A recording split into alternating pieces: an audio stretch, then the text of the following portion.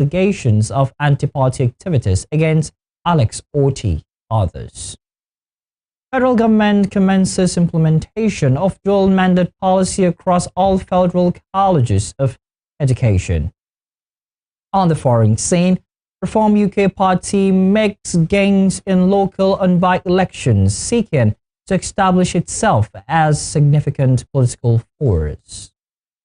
Good evening, this is News at 7 on Western Spring Television. My name is Olufemi Alagbe.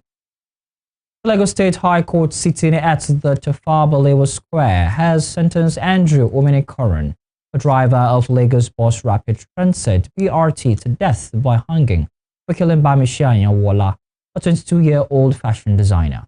Delivering judgment on Friday, Justice Sharifat Sonaike held that the prosecution successfully proved its case, relying on the doctrine of last seen and the victim's dying declaration to establish Ominikoran's guilt. Ominikoran was arraigned on a 5-count charge bordering on conspiracy to commit felony, rape, murder, and sexual assault. Bamishi was last seen on February 26, 2022 after boarding a BRT bus driven by Ominikoran at the Aja axis of Lagos. Her disappearance sparked public outrage and widespread search. 9 days later, her lifeless body was found on Canter Bridge in Lagos Island. The trial of the embattled leader of the indigenous people of Biafra, IPOB, Nnamdi Kanu, resumed on Friday before Justice James Amatosha of the Federal High Court, Abuja, with the cross-examination of a principal witness who said he did not find any instrument of terrorism on Kanu.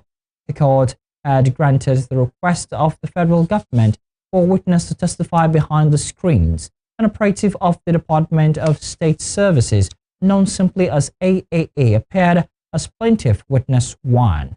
On the items presented in the court, AAA was asked if there was anything which on the face of it was offensive, and he said no. When asked if he had analyzed any of the items recovered from him, he said he analyzed only his phone. He said the phone was in evidence, though there was no analysis in evidence because they considered it immaterial on the case. Onto the case. The case featuring terrorism and treasonable felony charges were originally instituted in 2015 following Kanu's arrest in Lagos. Major setbacks have held the case down for almost a decade, making it impossible for the prosecution to call witnesses and present exhibits until Tuesday. To politics, the Labour Party has set up a disciplinary committee to investigate allegations of anti-party activities against Abia State's Governor Alex Oti and other errant members. The Julius Abure-led National Executive Council NEC disclosed this on Friday while briefing journalists after the party's NEC meeting. It said the council reviewed the anti-party activities of Alex Oti, the Abia State Governor, and other errant members, and consequently set up a disciplinary committee. It stated that National Executive Council, while commending the National Worker Committee under his leadership, agreed that the Labour Party would not be party to any coalition or measure toward the 2027 general elections, as it would not surrender its leadership under any guise. In another development ahead of the 2027 general elections, Julius Abure-led National Executive Committee of the Labour Party has said the party is not part of any coalition talks. There have been talks by a major opposition party to form a strong coalition that will sack the ruling All Progressives Congress, APC, in the next election cycle. While Atiku Abubakar of the People's Democratic Party, PDP, have been holding talks with some opposition figures, Abure has distanced his party from such a plan.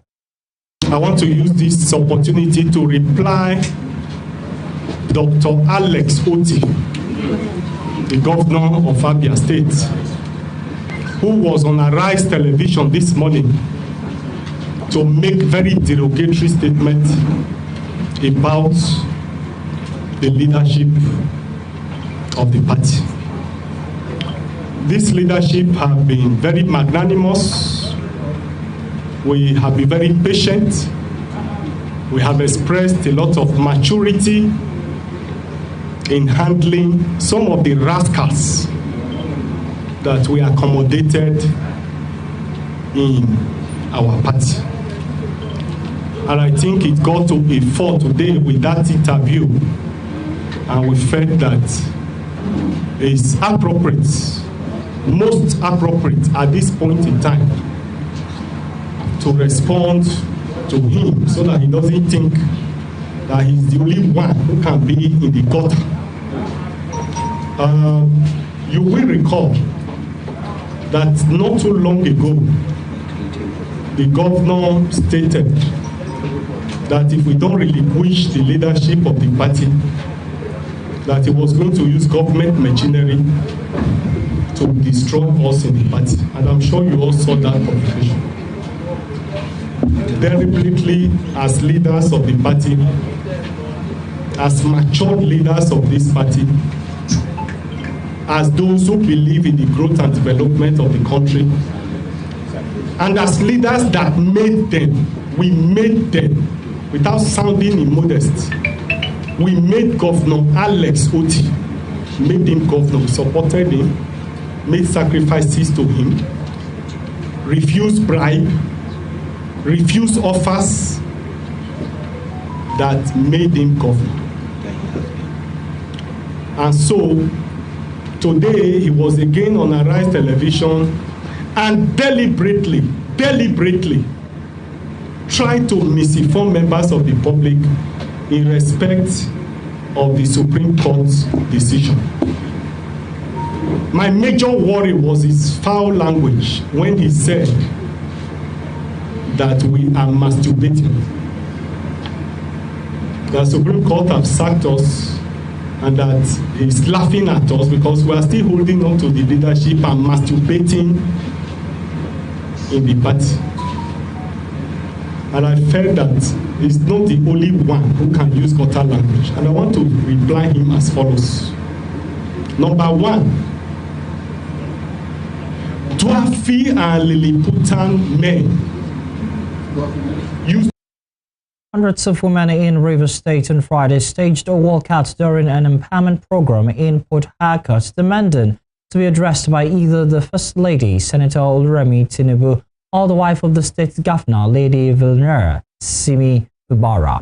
The event in Port Harcourt was part of the renewed program organized by the Office of the First Lady of Nigeria, expecting the physical presence of the First Lady.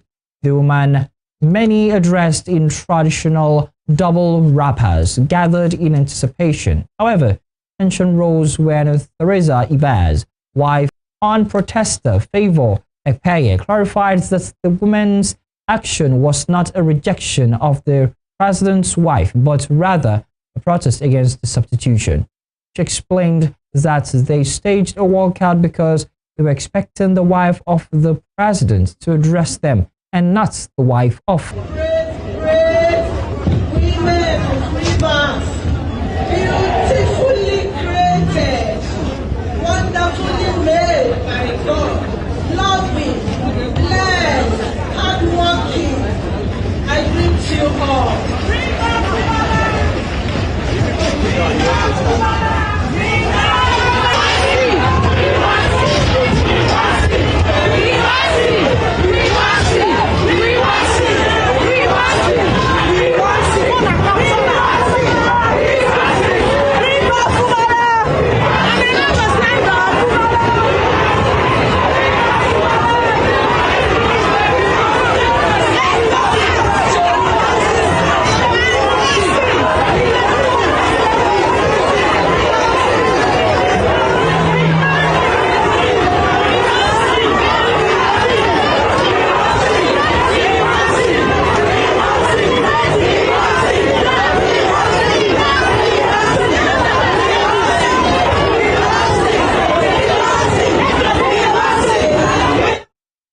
Now to security.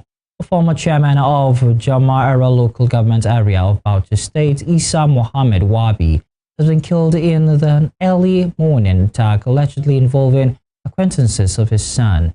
Bauchi State Police Command confirmed the incident in a statement issued on Friday by its spokesperson Mohammed Wakil. Wakil maintains that preliminary investigations revealed that the victim, Mohammed, aged 24, the police public relations officer, revealed that one of the suspects, Debo, was found unconscious at the scene, likely due to retaliatory actions. The statement revealed that Abdul Ghaffar Mohammed has been taken into custody for questioning and has cooperated, providing valuable information to the authorities. Wakil hinted that the command is conducting a thorough investigation to uncover the circumstances of this unfortunate incident and ensure that all responsible parties are brought to justice. In Zamfara State, troops of one brigade have killed 5 bandit leaders in the Talata Mafara local government area. This in a statement on Friday. It said the operation was carried out on May 1 after troops of on-fighting patrol encountered a large number of armed terrorists who had infiltrated Maikwanga village.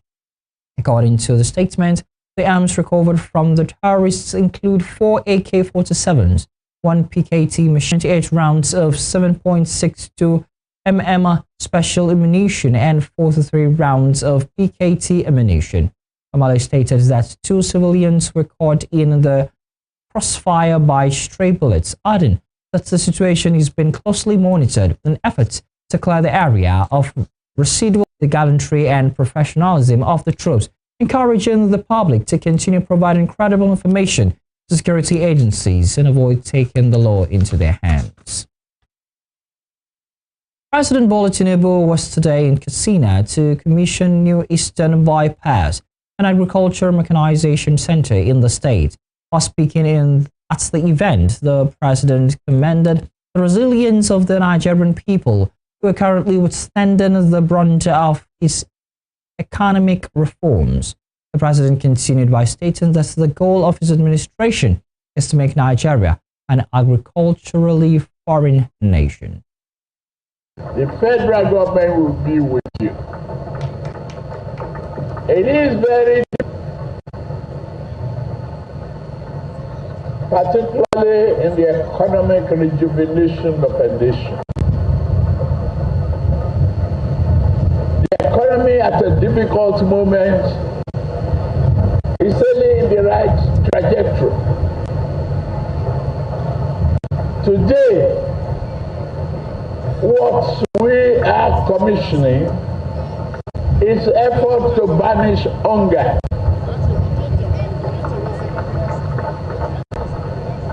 Commitment to food sovereignty. Great empowerment for our people. Small and large-scale farmers. Once we liberate ourselves from hunger, we will appreciate peace and progress. State will continue to be rewarded and appreciated. Your achievement, the commitment to infrastructural development, to agriculture, skill for low-income agro-investment. Yes, you made the remark that has developed the skill of our people.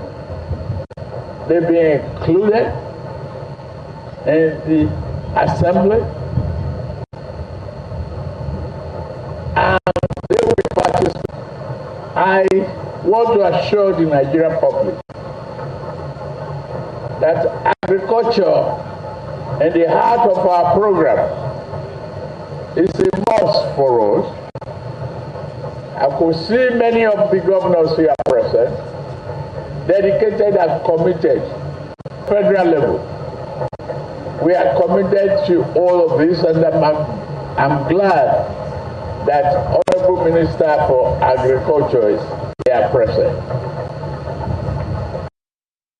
In Osun State, the state's government has assured residents of Ejibo local government area that work will soon begin on the rehabilitation of the region's deteriorating road network and missed investment opportunities. The assurance came after the leadership of the Ejibo Local Government Development Association expressed concerns about how bad roads had discouraged investors and hindered development in the area.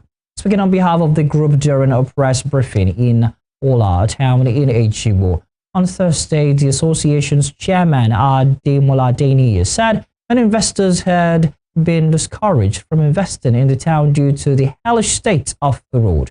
Reacting to the association's demands, Osun State Commissioner for Information and Public Enlightenment, Kolako Alimi, stated that the repair of Iwejibo Road was part of the 159 billion naira infrastructure plan of the state.